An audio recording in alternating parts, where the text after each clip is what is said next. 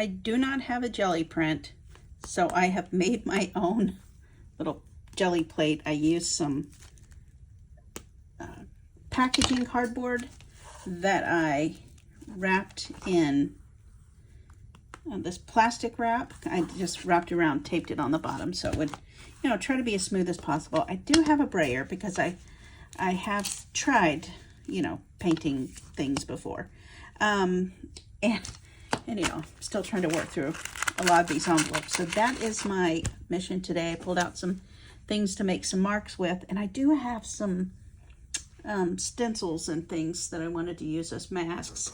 Got them in this, I have this old subscription box that I use for, you know, keeping all kinds of things in here. There's a lot of my mixed media, like stencils and stuff. So I thought I'd use that. So we're just going to play around today and see what we can come up with. And because I just am too lazy to hang my camera up there, I just picked it up. I'm going to use, you know, some of these same colors for my, I'm using here in my journal. But I just kind of play around. So I pulled out, I do not know how old some of this paint is. But it was, you know, this is the first time I pulled out since I moved. I need to use this stuff so it doesn't go bad. I got the yellow. This one must have been about empty, which is probably why I bought that one. This is kind of like a dark, I thought it would be fun to kind of add a black in there. And this apparently is the only green I have. So, just pick these colors here. I may have too much.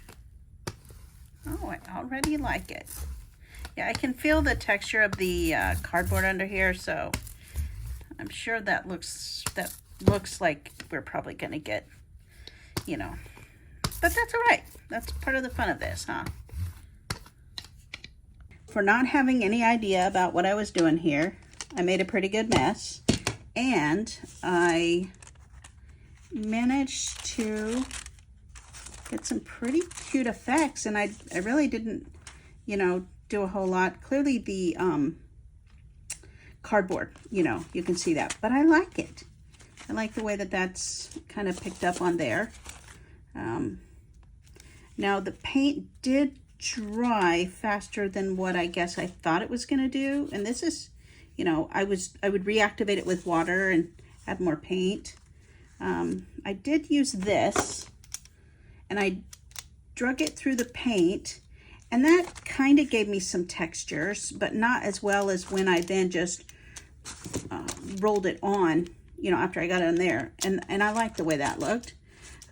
So I just did, you know, whatever I kind of felt like on these here. And I'm pretty pleased with them. Obviously, still, if I'm actually going to use these for Happy Mail, I'd have to, you know, cover that up.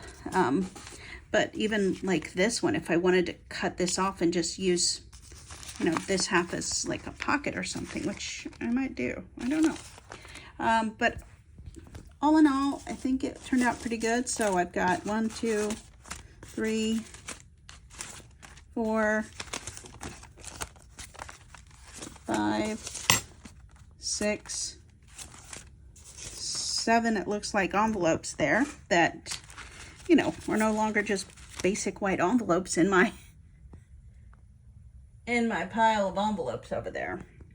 So I'm gonna figure out how I can use these. So all in all, a success for, again, I've only ever watched some videos of people using this to actually know what I was doing, but I think it turned out okay. And you know, I think I will continue to use this, but at some point I do think I want to get an actual jelly plate. But you know, if I don't, this still works out.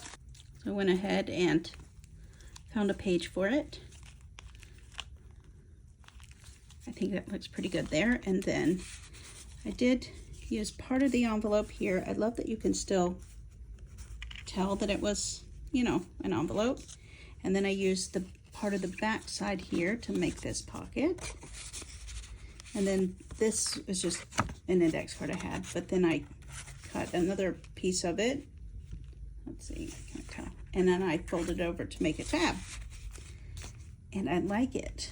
very much. It can also sit this way, and you can see it here, but I think maybe I like the way it sits up here better. I don't know. Anyway, there it is, another page complete in my envelope journal using envelopes.